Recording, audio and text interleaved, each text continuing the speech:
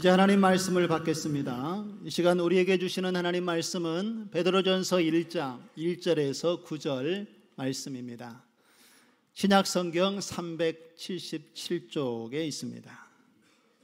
베드로전서 1장 1절에서 9절 말씀을 우리 찾으셨으면 한 절씩 교독하겠습니다. 예수 그리스도의 사도 베드로는 본도, 갈라디아, 갑바도기아, 아시아와 비두니아에 흩어진 나그네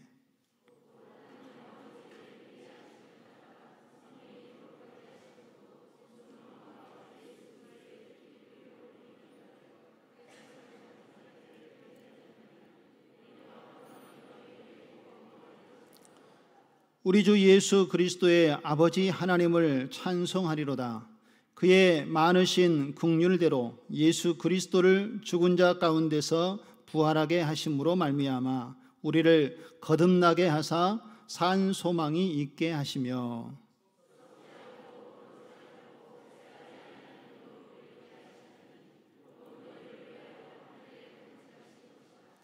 너희는 말세에 나타내기로 예비하신 구원을 얻기 위하여 믿음으로 말미암아 하나님의 능력으로 보호하심을 받았느니라.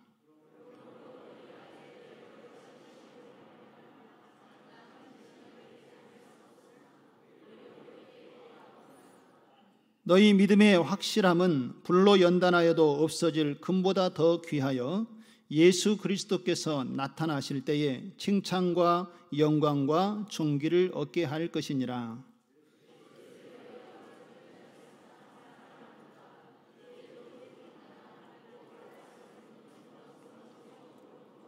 같이 읽겠습니다. 믿음의 결국 곧 영혼의 구원을 받음이라. 아멘. 할렐루야.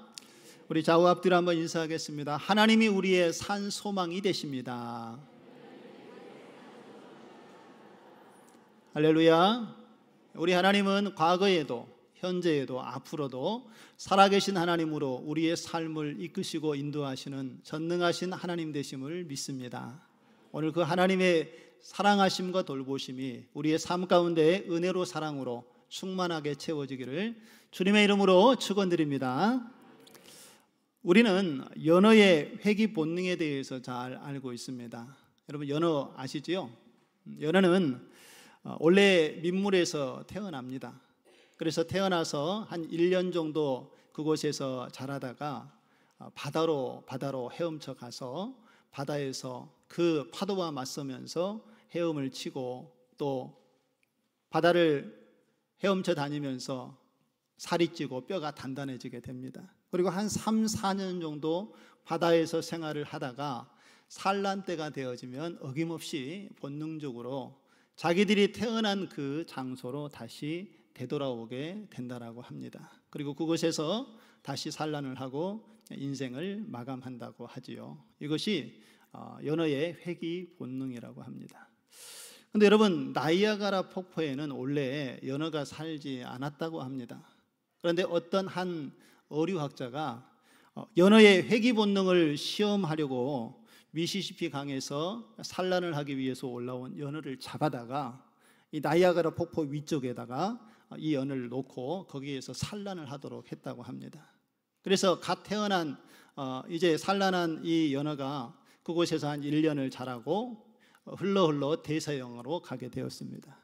그리고 대서양에서 한 3, 4년 정도를 살다가 산란 때가 되어서 어김없이 자기가 태어난 곳으로 돌아왔는데 나이아가라 폭포 아래에 연어들이 모이게 됐다고 합니다. 그런데 자기가 태어날 그 지점으로 가려면 지금 무엇을 넘어야 됩니까? 이 나이아가라 폭포를 거슬러서 올라가야 되는 상황입니다. 그런데 여러분 세계의 그 크고 물줄기가 강한 폭포가 이 나이아가라 폭포 아닙니까? 연어가 이 물줄기를 거슬러 올라가야 자기가 태어난 곳으로 갈 수가 있는데 연어가 포기했을까요? 그곳까지 갔을까요? 연어는 포기하지 않았습니다. 그 물줄기를 거슬러 올라가며 점프하며 이제 헤엄을 치기 시작했습니다. 그런데 한 번에 성공하기가 어렵겠지요. 올라가다가 힘이 부족해서 떨어지면 바위에 부딪혀서 주둥이가 깨지기도 하고 아가미가 찢어지기도 하고 피가 나면서 피투성이 범벅이 됐지만 자신의 고향을 향하여서 끊임없이 헤엄을 치고 점프를 하는 과정을 반복하다가 결국에는 자신들이 태어난 바로 그 지점으로 돌아가서 산란을 하게 됐다라고 합니다. 연어가 그렇게 자기가 태어난 곳으로 돌아가려 했던 그 이유가 무엇일까요? 바로 그것이 자신들의 고향이라는 것을 알고 있기 때문에 그들은 목숨을 걸고 그 자리로 돌아갔던 것입니다. 사랑하는 성도 여러분, 여러분들의 고향은 어디입니까? 라고 제가 물은다면 여러분 어떻게 대답하시겠습니까? 서울, 대전, 대구, 부산, 광주 찍고 이렇게 여러분들 고향들이 각자 다 있으시겠죠. 아마 고향에서 사시는 분도 계시고 고향을 떠나서 타지에서 생활하신 분들도 계신 줄로 압니다. 그래서 타지에 사신 분들은 명절 때 한 번씩 또 이렇게 성묘할 때에 한 번씩 고향을 다녀오시고 또 가족들 만나기 위해서 한 번씩 만나는 곳이 바로 고향이라고 생각이 되지요. 그런데 여러분, 우리가 살고 있는 이 땅의 고향은 우리가 완전하게 돌아갈 고향이 아니라는 것입니다. 왜냐하면 우리가 이 땅에 살다가 죽어지면 더 이상 그 고향에서의 영원한 삶을 누릴 수가 없기 때문에 그렇지요. 우리가 생각하는 이 땅에서의 고향은 완전한 고향이 아니라는 것입니다. 그러면 우리가 그리워하고 또 영원히 돌아가야 될 우리의 고향은 과연 어디일까요? 바로 그 본향은 우리 하나님이 계신 하나님 나라인 것을 믿으시기를 바랍니다. 우리의 영혼이 죽지 않고 원래 있었던 본향으로 돌아가는 것이 바로 하나님의 나라인 것을 잊지 말아야 한다는 것입니다. 우리는 이 하나님 나라를 향하여 나아가기 원하는 우리의 마음이 오늘 연어가 그 목숨을 걸고 자기의 고향으로 돌아가려고 애썼던 것처럼 하나님을 향한 이 나라에 대한 우리의 마음도 같은 마음 되어지기를 소망합니다. 어떠한 상황과 환경 속에서도 하나님 나라에 대한 본향을 잃어버리지 않고 그 하나님 나라를 소망하면서 하나님의 자녀와 백성답게 살아가는 저와 여러분 되어지기를 주님의 이름으로 축원드립니다. 자, 그렇다면 오늘 이 시간에 이 땅에 살아가는 하나님 나라의 백성들이 소망을 들고 살아가는 하나님 나라의 이 백성은 어떠한 모습으로 이 땅에서 살아가야 할 것인가를 오늘 본문의 말씀을 통해서 함께 나눠보도록 하겠습니다. 먼저 하나님 나라의 백성인 우리들은요, 이 땅의 삶이 나그네의 인생임을 잊지 말아야 한다는 것입니다. 오늘 본문의 내용을 우리가 잘 이해하려면 당시의 시대적인 상황을 좀 이해해야만 본문의 상황을 이해할 수가 있습니다. 간략하게 그 상황을 말씀을 드리면 오늘 이 베드로전서가 기록된 시기는 시대적으로 교회와 그리스도인들이 엄청난 핍박을 받았던 시대였던 것을 볼 수가 있습니다. 그 시대가 어떠한 상황이었는가 하면 이 베드로전서는요 AD 63년과 64년 사이에 기록되어진 말씀인데 세계사의 역사의 흐름을 보면 AD 64년에 엄청난 사건이 하나 일어났습니다. 혹시 아시는 분 있으십니까? 이렇게 물으면 대단한 역사가 하겠죠. 이걸 대답할 수 있으면요. AD 64년에 어떤 사건이 세계사적으로 일어났냐면 로마에 대화재가 발생했던 기록이 있습니다. 로마 시대에 엄청난 도시에 화재가 일어났는데 그 화재가 일어난 원인을 조사해 보니까 그 당시에 로마를 통치하고 있는 황제의 이름이 네로였는데 네로가 이 도시에 불을 질렀습니다. 왜 백성이 사는 도시에 불을 질렀을까요? 네로는 당시에 백성들을 좀 제대로 통치하지 못했던 그런 왕이었는데요. 이 네로는 시를 쓰는 것을 좋아했던 사람이라고 알려져 있습니다. 그래서 시상이 떠오르면 시를 쓰고 시를 기록하는데 어느 날 시상이 떠오르지 않더란 겁니다. 그래서 시상이 떠오를 수 있는 방법이 뭘까? 어떤 이슈가 있어야 되는데 라고 생각을 하다가 로마의 시내에 불을 질러버립니다. 그리고 불이 활활 타오르는 모습을 보면서 시상을 떠올리고 거기에서 시를 지었다는 이야기가 있습니다. 이러니 이 사실이 로마 시민들에게 알려졌을 때에 시민들이 얼마나 분노를 했겠습니까? 그러자 이 네로 황제가 정치적인 위기감을 느낍니다. 그래서 이 문제를 해결할 방법을 찾는데 그 해결책이 무엇이었는가 하면 당시 그리스도 예수를 믿는 기독교인들에게 그들이 이 도시에 방화를 했다라고 죄를 뒤집어 씌웠습니다. 그리고 나서부터 예수 그리스도를 믿는 사람들에게 핍박을 가하기 시작했다라는 것이죠. 엄청난 핍박이 그리스도인들에게 주어지게 됩니다. 그러면서 예수 믿는 사람들을 잡아다가 처참하게 그 사람들의 목숨을 빼앗는데 원형 경기장에 가죽의 탈을 입고 집어넣어서 야수에게 몸이 갈갈이 찢겨 죽도록 그렇게 처형을 했고요. 건초더미에 묶어서 야외에 불을 밝히는 인간 촛대로 삼아서 사람을 화형시켜 죽이는 그러한 잔인한 일로 믿는 사람들을 핍박했다라는 것입니다. 그런데 이 핍박이 어느 정도까지 얼마나 시작이 되어 지속이 되었는가 하면 AD 313년 콘스탄틴 대제가 그리스도인들의 신앙의 자유를 선포하는 밀라노 칙령이 일어나기 전까지 그 초대교회의 성도들은 이러한 핍박과 고난 속에 살아야만 했다라는 것입니다. 약 300년 정도를 그렇게 고난과 환난과 핍박 속에 초대교회의 성도들이 신앙을 지키기 위해서 살아왔다라는 것입니다. 그래서 그 당시에 예수 그리스도를 믿는다는 것은요, 사실상 내 목숨을 내어놓고 믿어야만 가능했던 시대가 바로 이 베드로전서가 기록되어졌던 시대의 성도들의 신앙의 모습이었다라는 것입니다. 여러분, 이러한 환경 속에 여러분이 놓여 있다라면 여러분들은 예수 그리스도를 드러내놓고 믿음 생활을 하실 수 있겠습니까? 어려운 문제지요. 그 시대의 이 초대교회의 성도들도 그래서 믿음의 신앙을 드러내지 못하고 이곳저곳 숨어 다니면서 정처 없이 떠드는 나그네의 인생과 같은 모습으로 신앙생활을 하고 그 믿음을 지켰다라는 것이지요. 그 시대의 성도들의 삶이 얼마나 고통스럽고 탄식과 또 그들이 살아가야 되는 환경 때문에 절망스러운 마음을 가졌겠습니까? 성도들은 이 불같은 시험 앞에서 이제 더 이상 이 믿음을 붙잡고 살아갈 힘이 없고 이제는 안 되겠다, 믿음의 경주를 이제 멈춰야겠다라고 포기하고 싶은 그런 마음이 들었을 그 상황 속에 하나님께서 베드로의 손을 사용하셨다는 것입니다. 그를 통하여서 편지를 쓰게 하고 이러한 고난과 역경 속에 있는 하나님의 자녀요 백성들에게 위로의 글을 전하여서 환난 속에서도 소망을 잃어버리지 말고 하나님을 바라보면 하나님께서 약속의 때에 너희들에게 하나님께서 계획하신 일들을 보여주실 것이다 라는 믿음을 갖도록 베드로를 사용하셨다라는 것입니다. 그리고 그들이 그 하나님 나라에 대한 거룩한 자녀요 백성인 것을 기억하고 지금 살아가는 우리의 삶의 인생은 그저 걸어가는 나그네 인생임을 깨닫게 하고 소망을 잃지 않도록 베드로를 통하여 하나님께서 역사하신 것이 오늘 우리가 읽은 본문의 말씀 베드로전서의 시작 부분입니다. 여러분, 베드로는 어떤 사도였습니까? 베드로는요, 자신도 고난을 잘 아는 사람이었고 실패를 경험했던 사람이지요. 언제 그런 실패가 베드로의 삶 가운데 있었습니까? 예수님께서 십자가의 순환에 대해서 예고를 하시면서 내가 이제 십자가에 죽고 다시 살 것이라는 순환 예고를 할 때에 베드로가 예수님께 당당하게 이야기합니다.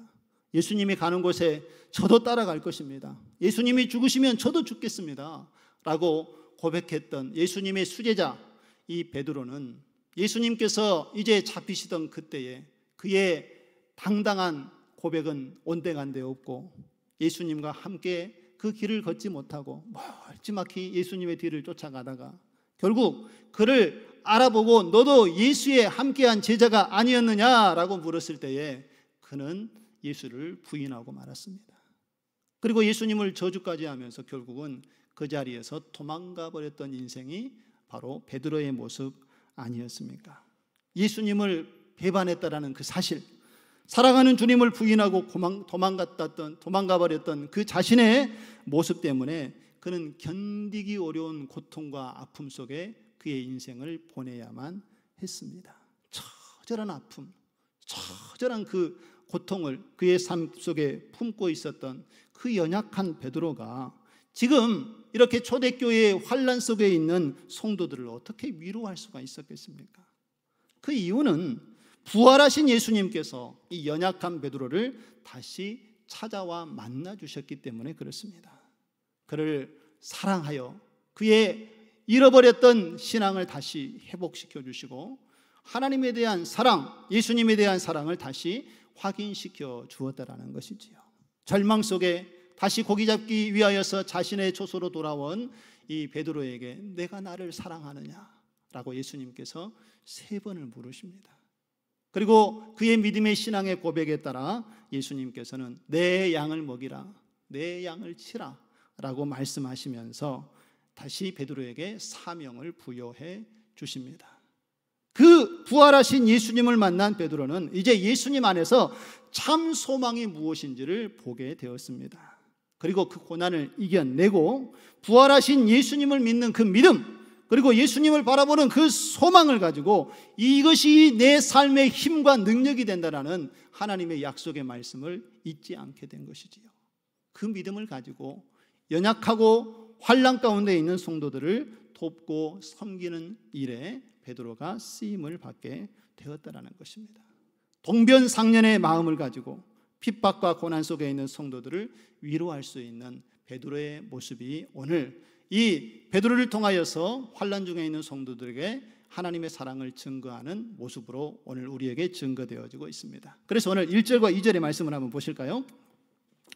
예수 그리스도의 사도 베드로는 본도 갈라디아, 갑보도기아, 아시아와 비두니아의 누구에게요? 흩어진 나그네, 곧 하나님 아버지의 미리 아심을 따라 성령이 거룩하게 하심으로 순종함과 예수 그리스도의 피 뿌림을 얻기 위하여 택하심을 받은 자들에게 편지하노니 은혜와 평강이 너희에게 더욱 많을지어다. 할렐루야.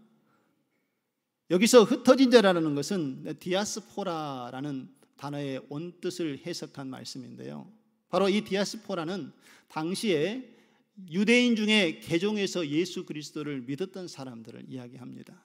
그리고 그들이 이 복음 때문에 자신이 살고 있는 지역에 살지 못하고 도망을 쳐서 흩어져서 살 수밖에 없는 환경에 놓여 있었던 그 사람들을 디아스포라라고 이야기를 합니다. 사도 바울이 그렇게 복음 때문에 고난을 당하고 어려움 가운데 있는 당시에 이 개종한 유대인들, 그리고 이방 지역에서 복음의 신앙을 가지고 있는 믿음의 사람들, 그리고 그들만 이야기하는 것이 아니라 오늘날 이 시대에 하나님 나라의 복음을 위해서 살아가는 사람들이 고통당하고 있고 어려움을 당하고 있는 성도들을 향하여 주신 약속의 말씀, 또 위로의 말씀이 오늘 사도 바울이 이야기하는 본문의 말씀이라는 것입니다. 바로 그들에게 하나님의 은혜와 평강이 주어지도록 권면하는 말씀으로 오늘 이야기를 하고 있는 것입니다.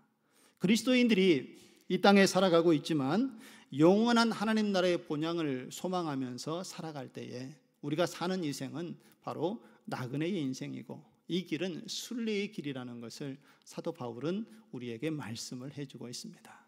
그리고 예수님께서도요, 이 세상에 살아가는 사람들에게 어떻게 이 세상을 믿음으로 살아가야 할지 요한복음 17장 16절에 이렇게 말씀을 하고 계십니다. 우리 같이 한번 읽어보실까요? 내가 세상에 속하지 아니함 같이 그들도 세상에 속하지 아니하였음이니이다. 할렐루야. 예수 그리스도를 믿는 이 모든 사람들은 비록 그들이 육신은 세상 안에 거한다 할지라도 이 세상에 속한 자가 아니라 그리스도 예수 안에 속한 하나님의 뜻을 쫓아가는 믿음의 사람이고 하나님께 택함을 입은 거룩한 백성이고 하나님 나라의 소유된 백성이라는 것을 분명하게 예수님께서는 말씀을 하고 있는 것입니다. 저와 여러분은 예수 그리스도를 믿고 하나님을 바라보고 계신다면 이미 하나님 나라의 백성이요 시민이 된 것을 믿으시기를 바랍니다.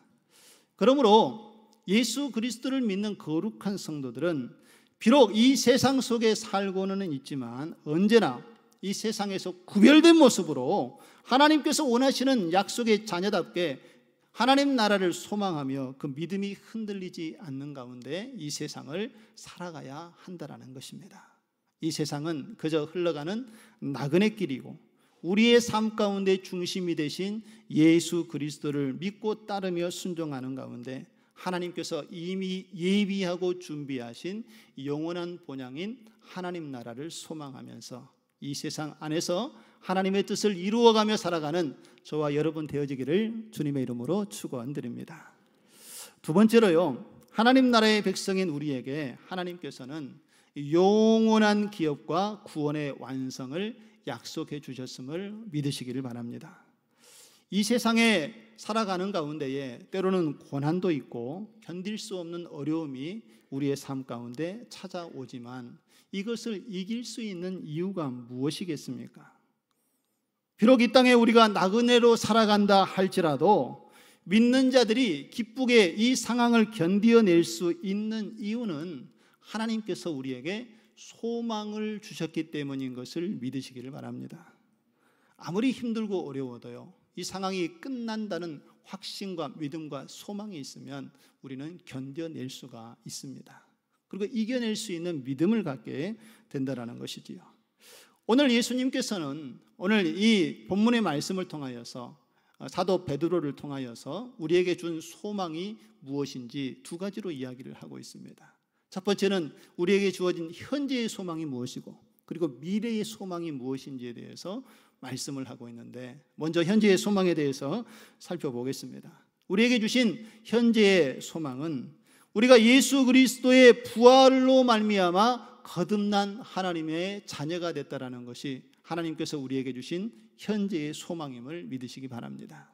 먼저 3절의 말씀을 한번 보실까요? 우리 같이 한번 읽겠습니다. 우리 주 예수 그리스도의 아버지 하나님을 찬송하리로다. 그의 많으신 긍휼대로 예수 그리스도를 죽은 자 가운데서 부활하게 하심으로 말미암아 우리를 거듭나게 하사 산 소망이 있게 하시며. 할렐루야. 여러분, 여기서 찬송하다라는 말은 하나님의 주신 은혜를 기억하며 감사를 표현하는 것이지요. 그런데 오늘 본문에 보면 우리 주 예수 그리스도의 아버지 하나님을 찬송하리로다라고 우리 한글 성경은 번역이 되어 있는데, 원어의 성경에 보면은 찬송하리로다 우리 주 예수 그리스도의 아버지 하나님을, 이렇게 순서가 바뀌어서 기록이 되어져 있습니다. 이 말은 무엇인가 하면 당시에 사도 베드로가 이 편지를 쓸 때에 하나님께서 주신 그 구원의 은혜의 기쁨이 무엇인지를 깊이 깨닫고 있었다라는 것입니다. 그래서 먼저 하나님께서 행하신 일들을 기억하면서 찬송하리로다 찬송하리로다 하나님의 이름을 높이며 기쁨으로 노래했다라는 것입니다. 그런데 여러분, 사도 베드로가요, 이 베드로 전서의 말씀을 쓴 이후에 몇 년 되지 않아서 순교하고 죽습니다.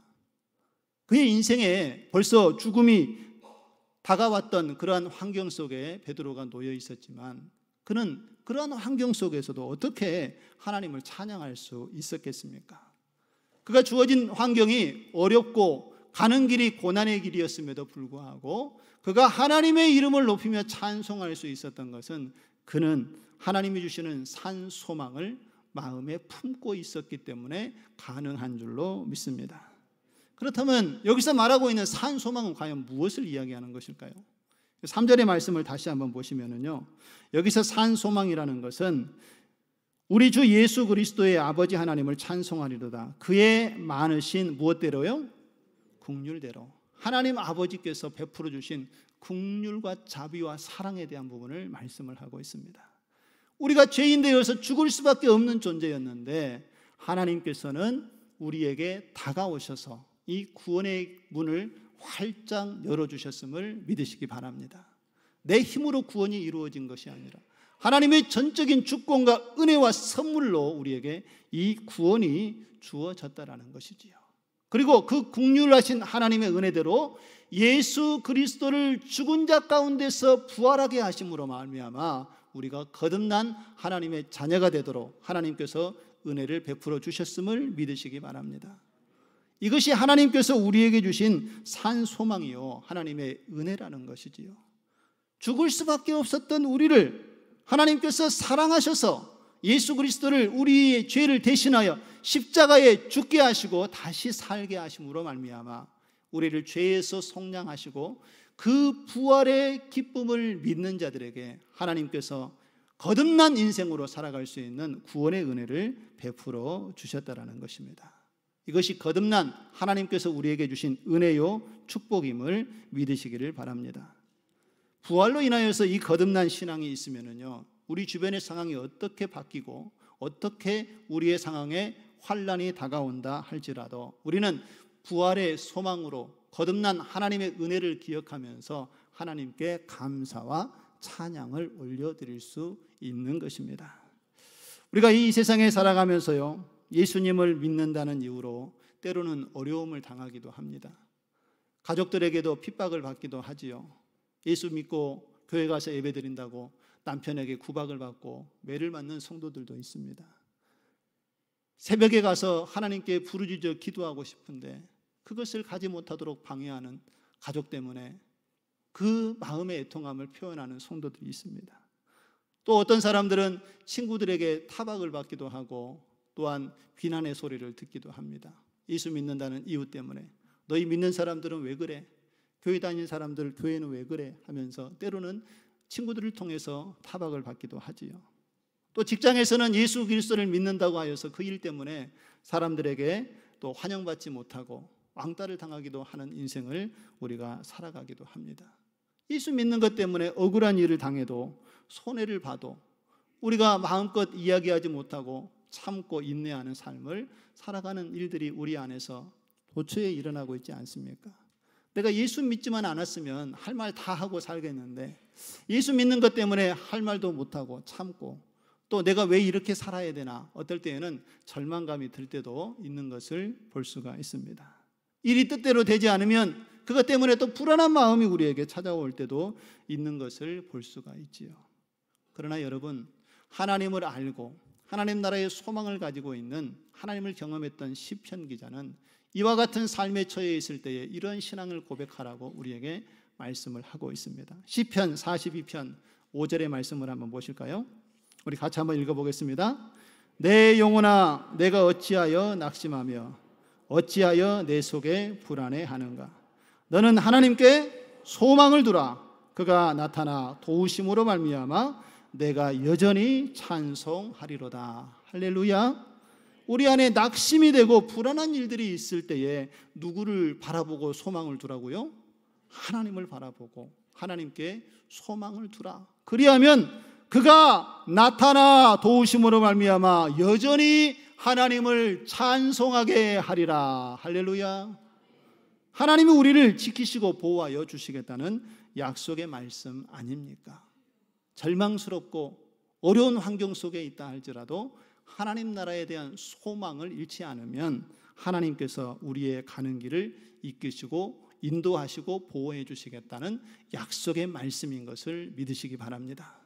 저는 오늘 이 본문의 말씀을 이번 한 주간 기도하고 준비하면서 하나님께서 이렇게 기도하는 마음을 주셨습니다. 사랑이 많으신 하나님 아버지, 우리 신창동 교회에 사랑하는 성도들이 하나님께 산 소망을 두고 하나님이 주시는 그 기쁨을 풍성히 누리며 살게 하여 주시옵소서. 살아계신 하나님 아버지, 우리 사랑하는 성도들의 가정 위에 하나님에 대한 소망을 잃지 않게 하여 주시옵시고, 지금 주어진 어려운 환경과 어려운 상황이 그 가운데에 놓여 있다 할지라도 소망을 잃지 않고 주의 이름을 부르는 가운데에 주님이 주시는 기쁨을 누리게 하여 주시옵소서 라는 간절한 기도의 제목이 하나님으로부터 제게 임했습니다. 그리고 이것을 놓고 간절히 기도했습니다. 사랑하는 성도 여러분, 하나님의 말씀을 듣고 예배하는 우리 성도들의 삶 가운데 하나님이 우리의 구원이요 능력이 되심을 믿고 의지하는 가운데 주님이 주시는 평강과 기쁨과 은혜의 풍성함을 누리며 살아갈 수 있는 저와 여러분 되어지기를 소망합니다. 우리 안에 주님이 계심을 믿으십니까? 그러면 웃으셔야죠. 우리 안에 기쁨이 있습니다. 하나님이 주시는 은혜가 있음을 기억하시고 이 부활의 소망을 가지고 주님 앞에 우리의 신앙을 바로 세워가는 저와 여러분 되어지기를 주님의 이름으로 축원드립니다. 마지막으로 미래의 소망은 우리에게 영원한 기업과 구원이 예비되어져 있음을 우리에게 말씀을 하고 있습니다. 우리 4절과 5절의 말씀을 한번 보실까요? 우리 같이 한번 읽겠습니다. 썩지 않고 더럽지 않고 새하지 아니하는 유업을 잊게 하시나니 곧 너희를 위하여 하늘에 간직하신 것이라. 너희는 말세에 나타내기로 예비하신 구원을 얻기 위하여 믿음으로 말미암아 하나님의 능력으로 보호하심을 받았느니라. 할렐루야. 오늘 베드로 사도는 썩지 않고 더럽지 않고 새하지 아니라는 이 세 가지의 부정적인 의미를 세 번이나 반복하면서 천국과 세상이 얼마나 다른지를 분명하게 대조하여 이야기를 하고 있습니다. 우리가 살아가는 이 세상에서 얻는 세상의 유업들, 또 부모로부터 물려받게 되는 세상의 이 유업들은 유한하지 영원하지 않다라는 것입니다. 아무리 그것을 우리가 누리고 살고 싶어도 이 땅에서 생명이 다하면 그것을 누릴 수 없는 것이 우리의 인생입니다. 그리고 그것을 잘못 사용하면 우리의 인생에 큰 고난과 어려움이 찾아오는 것이 우리에게 주어진 세상의 유업 아니겠습니까? 그러나 하나님께서 우리에게 주시는 이 하나님 나라의 유업은 썩지도 아니하고 더럽지도 아니하고 사라지지도 않는 하나님께서 주시는 완성된 하나님의 약속의 축복임을 믿으시기를 바랍니다. 그러면 하나님께서 주시는 이 영원한 유업이 과연 무엇입니까? 5절의 말씀에 보면 너희는 말세에 나타나기로 무엇을 얻기 위하여? 예비하신 구원을 얻기 위하여. 바로 하나님께서 주시는 하나님 나라의 유업은 하나님께서 예비하고 준비하신 하나님의 구원의 은혜임을 믿으시기 바랍니다. 우리가 주를 믿고 하나님을 알고 하나님 나라에 대한 소망을 가지고 있는 사람은 이 약속된 구원의 축복을 영원히 누리며 그 은혜의 풍성한 자리에 나아가게 되는 것을 믿으시기를 바랍니다. 그런데 여러분, 이 구원의 유업은 어떻게 주어지는가 하면은요, 5절의 마지막 부분에 보면 믿음으로 말미암아 하나님의 능력으로 보호하심을 받았느니라. 할렐루야. 아무리 하나님께서 온 인류를 구원하기 위하여서 사랑하는 아들, 독생자 아들 예수 그리스도를 이 땅에 보내셔서 그 예수님이 십자가에 죽으시고 부활했음에도 불구하고 그 사실을 믿지 않는 자에게는 하나님의 영원한 나라의 유업이 주어질 수 없다라는 것을 기억하시기 바랍니다. 이 자리에 계신 여러분들은 예수 그리스도를 주로 믿고 예수님이 나의 구원자 되심을 믿으십니까? 그렇다면 우리는 이미 예수 그리스도 안에 거룩한 새 옷을 입은 하나님의 자녀가 됐음을 믿으시기 바랍니다. 그리고 그 믿음을 가지고 있는 사람은 하나님 나라의 산 소망이 이미 우리 안에 자리하고 있음도 믿으시기를 바랍니다. 세상의 사람들이 가지고 있는 권력이요, 유한하지 않습니다. 모든 길은 로마로 통한다고 이야기하며 그 로마의 강성함을 역사에서 이야기했지만 그 로마의 권력도 한순간에 무너지는 것이 세상의 권력이고 힘인 것을 볼 수가 있습니다. 그러나 하나님 나라는 영원함을 믿으시기를 바랍니다. 우리가 그 하나님을 믿고 따르고 의지하며 나아갈 때에 우리의 믿음의 신앙을 지키려다가 때로는 직장을 잃기도 하는 어려움을 우리가 겪기도 합니다. 또한 예수 그리스도를 믿는 일 때문에 부당한 대우를 받기도 하고 우리가 성도라는 그 신분을 드러냄으로 말미암아 사람들에게 극한 고난을 받는 일도 우리의 삶 속에서 겪을 수도 있습니다. 그러나 여러분, 하나님이 우리와 함께 계심을 믿으시기를 바랍니다. 그 믿음으로 하나님 나라의 산 소망을 가지고 나아가는 자들에게는 반드시 오늘 하나님께서 분명하게 말씀하고 있는 것처럼 우리를 보호하여 주시고 지켜주시는 분이 우리 하나님 되심을 믿으시기를 바랍니다. 하나님은 회전하는 그림자도 없으십니다.